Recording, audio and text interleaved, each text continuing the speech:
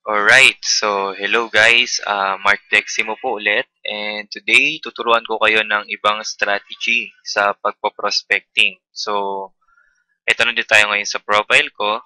Ah, Before na ituro ko na yung pagpo-photo tagging, then syempre ginagawa rin naman natin yung status, pag-status, pag-share ng picture. So, syempre kung feeling nyo wala pa rin kayong makitang prospect, syempre dapat gumawa tayo ng something new, okay? So today, ito yung tuturo ko yung tinatawag na group posting, okay? So sa Facebook po is napakaraming groups. Halimbawa na yung group natin na Earn Great Now. Ah, Aside doon, napakarami pang groups na katulad nun na maraming members. So kailangan mo lang gawin, hanapin yon. Then, magjo-join tayo doon. So, ito yung example. Kung gusto niyo makita yung groups ko, punta lang kayo sa profile ko. Then, click nyo tong more. Then, may drop down. Tapos, makikita nyo doon yung groups. Okay, so, click nyo yun. Makikita nyo yung mga groups na sinalihan ko. Yan. So, as you can see, madami siya. Then, usually, sinasalihan ko yung members na may marami, yung group na may marami ng members. Siyempre, para pag-post mo, mas maraming members na nandun. So, mas maraming makakakita. So dito, regardless naman, hindi mo naman kailangang iwasan yung groups na may marami na tayong teammates doon. Kasi basically, hindi naman tayo sabay-sabay nagpo-post araw-araw, iba umaga, iba gabi. So, hindi naman tayo magkakakompetensya doon. So, pasipagan na lang yung labanan sa pagpo-post. Okay, so, share ko sa inyo kung paano ko ginagawa yung group posting or yung paano yung style ko. So, dito, pag nasa home tayo, so dito, left side, lower side, left side. So, makita nyo yung groups. Then, click nyo lang yung more. Then, appear na yung lahat ng groups, yung list. So, makita nyo dito yung name ng group. Then, kung kailan mo siya huling binisita. Okay, so ito yung list ng groups ko. So, yan mga binisita ko today. Then, binisita ko ng Sunday, Friday, and so, dito nagsisimula ako sa bottom part. Ayan, so, kasi ito yung mga huling-huli ko na bisita or matagal ko nang nabisita, katulad yan.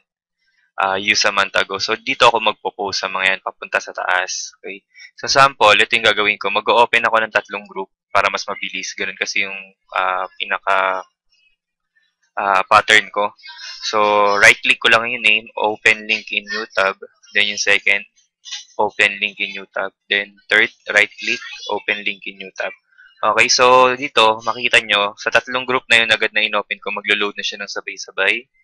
So, okay ito para sa mga medyo okay na mabilis naman yung internet. So, para dun sa mga medyo nababagalan sila sa internet connection nila, mas okay na rin yung paisa-isa lang na group. Okay, so ganyan yung gagawin natin. So, habang naglo-load to, papakita ko sa inyo kung ano yung nangyari.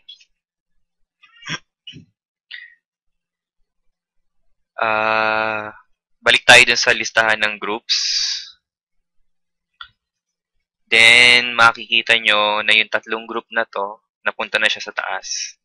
Okay, so ito na siya. Kasi binisita ko siya today. So, nagro-rotation siya. So, ang mangyayari, makikita mo yung last ulit. So, ito yung mga hindi ko pa ulit nabibisita. So, ganun lang yung pinaka uh, pattern ng gagawin natin. Okay, so balik tayo dyan sa tatlong binuksan ko na group. So, gagawin lang natin add photo. Then, syempre, yung ginagamit kong photo. Ayan. So, habang nag-upload siya, mag-upload din ako sa kabila. Then, habang naglo-loading na rin siya dyan, mag-upload ako sa kabila. Okay?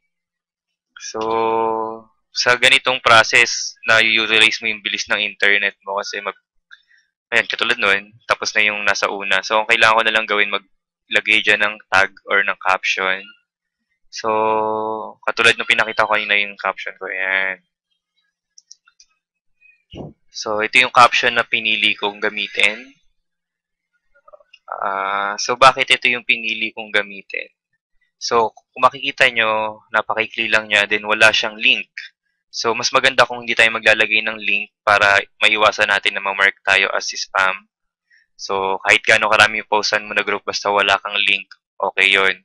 Then, dito sa bottom o sa last part, ang nilagay ko lang kung interesado ka, add me and send a message to my Facebook. Then, tinag ko yung own name ko. So, bakit ko tinag? Para pag inad nila ako or pag nag-like sila or comment sila dito, mas madali ako manonotify. So, basically, pag nakita mo yung ganitong post, mas eye-catching siya eh. Kasi, katulad nito, attention sa mga naghahanap ng pagkakakitaan. Okay? Tapos, titingnan nila yung picture. May extra income, part-time, full-time, tapos may picture ng maraming pera, then may picture ng SWA. Okay? So, Facebook lang. Facebook, Twitter. So, pagka ganyan, medyo wala pa silang idea kung ano yung gagawin eh. So, ang tendency, i-add ka na talaga nila or i-message ka. So, doon na yung pagkakataon para i-share mo sa kanya yung video. Okay? So, ganun lang yung strategy ko ng pag-group posting. Okay? So, ngayon alam mo na siya. Ang magiging labanan na lang natin dito is gaano kadami yung groups na napapostan mo araw-araw. Okay? So, yan. Pag na-post mo na, close mo lang. Then, balik ka dito sa listahan mo. Ito sa pinakababa. Open ka ulit ng 3. Okay? Or kung ilan man gusto mo. Pero, advisable 3 lang. Or isa. So, basically ako, share ko lang sa inyo, araw-araw po, ang ginagawa ko dito is mag-post ako sa 60 groups. Okay? So, sa umaga, 15. Sa lunch, 15. Sa merienda, 15. Then, sa evening, 15. Okay? So, sa ganung way, nakakapag-post ako sa 60 groups. So, halimbawa, meron tagwa 1-5 members each group. Times mo sa 60. So, ganun karami yung possible na makakita nung post mo.